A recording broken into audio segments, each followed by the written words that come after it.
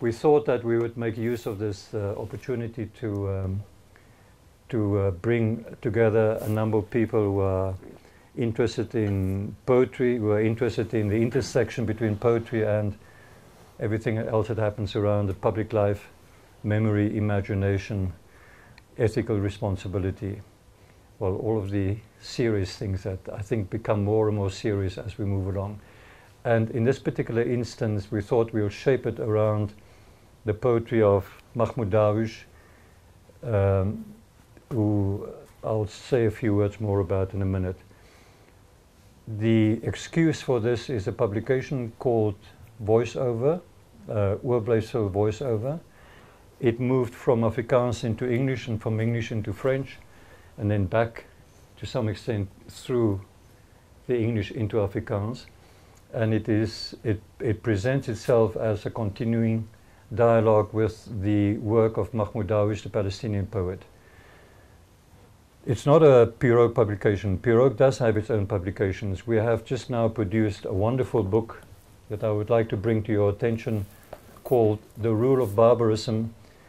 It's a translated volume, translated by a young poet, Arab-speaking poet who lives in Britain, André Nafis Saheli, and it's a wonderful book-length poem by Abdelatif Labi. Je ne sais pas si vous connaissez les poèmes d'Abdelatif Labi.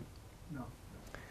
Il est aussi par ailleurs un des tout premiers traducteurs de Mahmoud Darwish en français, en langue française. He's a Moroccan poet, Abdelatif Labi, who spent many years in prison under very difficult conditions under the previous king. In one of the infamous jails in Morocco. He had run a literary magazine, both in French and in Arabic. He was severely tortured. He was then released towards the end of the reign of Muhammad, returned to Paris or went to live in Paris. I think he's still suffering from the sequels of that, and he's been writing consistently all these years. He writes in French, although he is Moroccan. And I think this is one of the first times that his work is actually made available in English. It's a beautiful translation, so I would strongly recommend. Nou, moenie my vra waar jy dit kan kry nie, want ek kan nie vir julle sê nie. Dit is nog nie beskikbaar nie. Behalwe, you should be able to get it on through PayPal, through ordering online. Is that right? Okay, George Schoolman, who's sitting there, is the publisher from Archipelago in New York, and she's been. This is a joint. It's a joint production. Archipelago, responsible for the shaping, the forming of the book, and following it through all the processes of getting published and making it available. Another publication that the Pirogue Collective has produced is called Imagine Africa. It's an ongoing yearly record of what we think a certain number of people of influence, we hope, and certainly of originality are doing and thinking either in Africa or through what they're involved in Africa, from beyond Africa in some instances. I don't know if you had the opportunity to see the book. Do we have it available here? Yes. It's lying over there somewhere. It's called Imagine Africa. We're now in the process of preparing the second one. This will be the first of a yearly series of 3 poetry volumes. We are looking at the work of, let's say, mid-career African poets. The next one is Fortis, who is a poet from the Cape Verde Islands, who does beautiful writing. Il écrit aussi bien en créole portugais qu'en portugais. Son prénom, Jules, c'est Cosimo Fortis. Cosimo Fortis. Il a un certain âge, et je crois que la traduction est faite. C'est une magnifique traduction. Non, pas encore? Ah bon. Bon, je m'avance un peu. Okay. Mahmoud Darwish.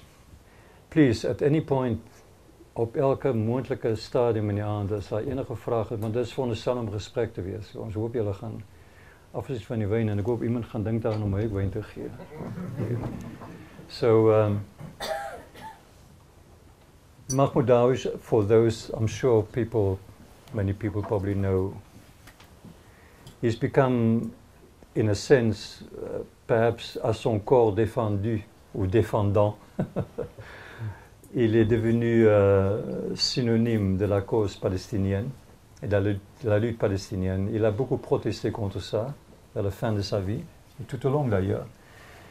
But he did become very much identified with the Palestinian cause, and always we have this echo when we mention the name of Mahmoud Darwish. He's considered to be probably the finest, most innovative and perhaps most influential poet in the Arabic language over the last 30, 40 years, together with Adonis and a few other people.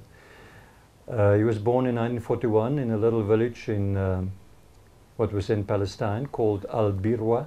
It was in Galilee. The village was destroyed in the 1948 war. He left then, I think he must have been still quite young, with his parents, as in many cases they thought they were going to be coming back. He never returned to the village. The village was actually razed to the ground.